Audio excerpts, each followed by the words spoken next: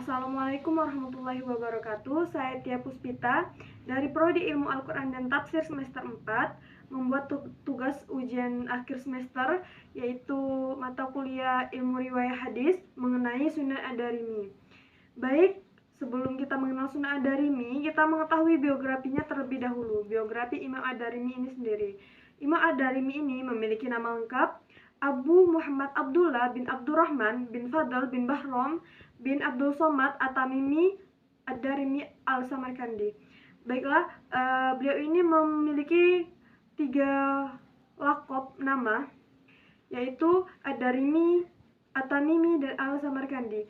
Beliau ini lahir pada tahun 181 Hijriah di kota Samarkand, yaitu Uzbekistan, dan beliau wafat pada tahun 255 Hijriah di Oman, Muscat. Lalu beliau ini menganut atau meyakini mazhab, yaitu mazhab Syafi'i, dan beliau ini juga merupakan penulis hadis, penyusun hadis, dan ulama besar.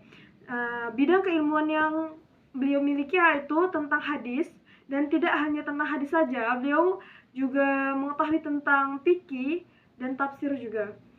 Lalu pada masa kecil, Imam Ad-Darimi sendiri merupakan anak-anak yang sangat pintar dan cerdas juga. Beliau ini sejak kecil sudah belajar kepada para ulama di Samarkand, di mana beliau ini juga melakukan rihlah intelektual selama beliau mencari ilmu, yaitu tidak hanya di kota Samarkand, beliau rihlah keluar kota Samarkand, yaitu di Syam, yaitu di Damaskus dan sekitarnya. Lalu ia juga pergi ke Irak, di Kufa dan sekitarnya. Lalu setelah beliau mendapatkan ilmu, beliau juga pergi ke Mekah dan Madinah mencari ilmu lebih banyak lagi. Lalu setelah mendapatkan ilmu musonib, Imam Ad-Darimi sendiri kembali lagi ke Samarkand untuk mengembangkan ilmunya dan melanjutkan studi-studi yang beliau selesaikan. Beliau ini memiliki guru-guru, di antaranya yaitu adanya Ya'la bin Ubaid, Yazid bin Harun, Ja'far bin Aun, dan masih banyak lainnya. Itu guru-guru yang beliau miliki. Beliau ini memiliki juga murid-murid, dan murid-murid yang beliau miliki atau yang belajar kepada beliau ini, kepada Imam Ad-Darimi sendiri, yaitu merupakan ulama-ulama besar juga. Contohnya yaitu Imam Muslim, Imam Abu Daud, serta juga ada Imam At-Tirmizi, Abu Humaid, dan lain sebagainya. Masih banyak murid-murid yang belajar dengan beliau. Setelah memiliki banyak dan berbagai bidang keilmuan sendiri, Imam Ad-Darimi memiliki berbagai karya. Karya-karya yang beliau miliki ini yaitu adanya kitab Musnad, atau yang sering kita kenal di sini adalah kitab Sunan Ad-Darimi. Lalu ada kitab At-Tulatiyat, terus ada kitab Al-Mustahada, lalu ada kitab-kitab tafsir.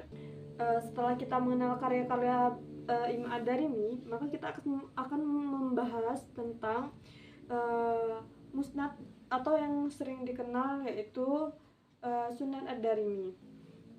Baik, kita akan memasuki kitab yang paling populer yang menjadi karya beliau, yaitu adanya kitab Al-Hadis, Al-Musnad, Al-Marfu', Al-Mauquf, Al-Maktub, atau yang sering dikenal sekarang ini adalah Sunan Ad-Darimi. Nah, dari kitab beliau ini sendiri menjadi rujukan mu'jam, sehingga kitab Sunan Ad-Darimi ini sendiri masuk ke dalam 9 kitab hadis atau Kutubu Tis'ah, yang sebagai rujukan hadis-hadis yang digunakan oleh orang-orang pada zaman sekarang.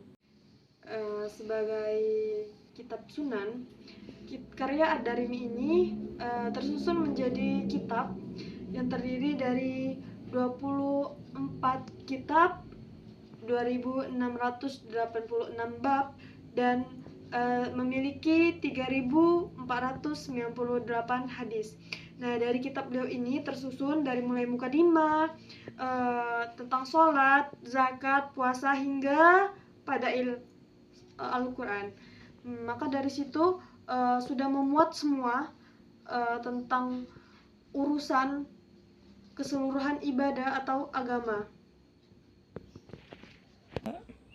Dalam kitab Sunan ini sendiri, hadis-hadisnya mempunyai beberapa kategori. Yang pertama itu ada kategori sahih, ada kategori hasan, dan ada kategori mungkar, tetapi hanya sedikit.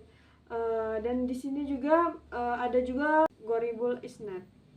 Untuk kelebihan dari Sunan Ad-Darimi ini sendiri yaitu memiliki kumpulan-kumpulan hadis yang luas, lalu juga adanya komentar-komentar para ulama yang baik terhadap Ad-Darimi sendiri, dan juga kita ketahui bahwasannya di Ad-Darimi sendiri memiliki keilmuan yang sangat luar biasa, sehingga di dalam Sunan Ad-Darimi ini sendiri memiliki sedikit kekurangan.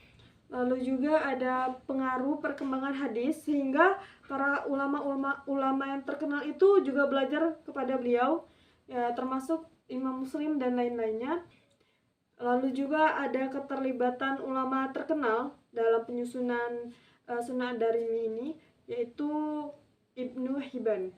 Itulah kelebihan dari Sunan Ad-Darimi ini. Kekurangan untuk Sunan Ad-Darimi ini sendiri yaitu adanya keterlibatan hadis palsu, dimana walaupun di dalam kitab ini banyak periwayatan sahihnya, tetapi ada juga hadis palsunya, karena dalam Sunan Ad-Darimi sendiri tidak ada penyaringan hadis, dan sedikitnya komentar atau telisik terhadap kitab Sunan ini, karena pada umumnya tidak terlalu dikenal atau tidak terlalu dicari tahu tentang isi ini secara eksplisit oleh para ulama pada zaman itu.